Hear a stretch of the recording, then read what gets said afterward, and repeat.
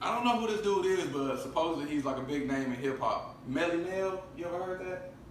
Yeah, but anyway though, Melle says Eminem is only considered a top 5 greatest rapper of all time because he's white. He also says Lil Wayne doesn't deserve to be the greatest rapper of all time because he uses auto-tune. So let's start with number 1. Eminem, is he only top 5 because he's white, or do you feel like, you know what, Eminem did his thing. He put in his time, he put in his grind.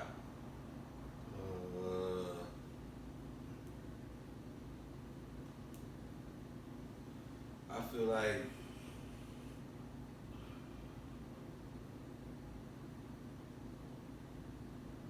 whiteness does have a play in it. It does have a play. I don't care what nobody say. Okay. It got a little play. When the people, when they look like you, it's a little bit easier. A little bit. And but I feel like him don't get a lot of his credit because shit, most of his cold shit was like shit back in the day. So shit, a lot of people don't know his cold shit, and it's kind of hard to bump. It's old. It's not hard to listen to it, but it's kind of hard to. It's kind of hard to, if you never heard it, it's kind of hard to. I agree. You know what I'm saying? Because the music don't always translate with the You times. had to hear it back then. You would have to hear back then when it was, cause back then, back in the day, like shit was raw on TV. Like right. They could go get away with a lot of shit you can't now. So did you watch BET Uncut and all that? Tip drill, all of that. I'm in there. That's the first time you gonna say tip drill, little kids. Ooh, she thick. Well, he got that card. Where they look like that at? Oh yeah, you remember that? Yeah. You can do that. Well, let me try that on the next big booty female I see. You can do that. Yeah. It was a couple of other ones besides tip drill. You're right. There was a lot of live stuff going on late night. I think it came on at like 2 in the morning. Something like that. Look at this little bad kid. What are we doing? All right, second part of the question. Second part of the question. He says Lil Wayne cannot be the greatest rapper of all time because he uses auto-tune. What you feel about that situation?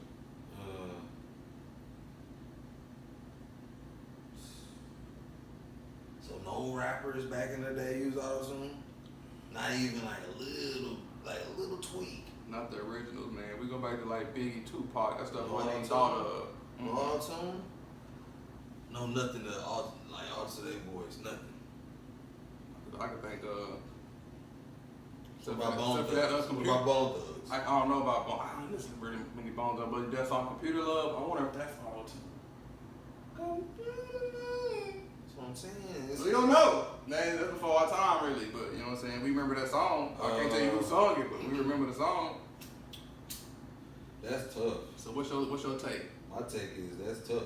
Because you say your greatest rapper is Gucci of all time, which of course he didn't make the list because he's he came from the underground. Because they scared of Gucci.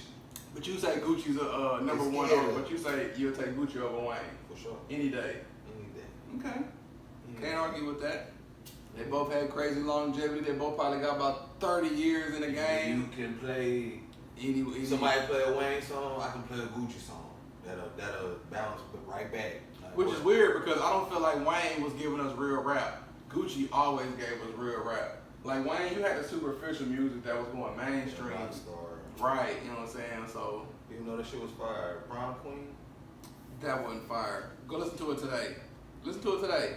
Listen to it, alright. Listen to it today. We're trying to be unbiased. This ain't Wayne. This is a regular artist and go play Prom Queen. You can be like, what the crap is this? Yeah. But you know what? You got Trippie Reds and stuff. There's a fan base for that. That's not my style. But what was song that? It was on that rock album. That shit was hard though. I forgot what it was, but that shit was hard. Wayne gonna give you something decent every album, no matter what type it is. So you gotta. Cause he got to the point where he learned to play the guitar and all that. That's impressive. If you don't want to get Wayne the greatest in that 50, he in that 50. I think Wayne came in at like number 6, number 7. I'm saying like Jay-Z was number 1. We don't even listen to that down here. So how can he be number 1? But I guess people, I guess I don't know, man. I don't know. Okay. I guess more people across across the world. Listen to Jay-Z over Wayne, which doesn't make sense to me, but I guess because you got New York, it's the melting pot, the Big Apple. Everywhere around the world They gonna listen to gonna come here at one point, and then you got Wayne who come from the South, at the booth, Louisiana. And so it's kind of like, just like Boosie, you know what I'm saying? I don't know. It's kind of like, well, Boosie, you don't really make mainstream music. You make gangster music, and you still on the same vibe, but it worked for you. You in a mansion, You heard rich. That? You heard that? Valentine's, it was cool. No, I'm talking about that Wayne. I ain't heard no one new Wayne. That Wayne and Swiss Beats. What's the name of it? I forgot. I can't. I don't know. But it was hard. You feel like, is Wayne still going hard?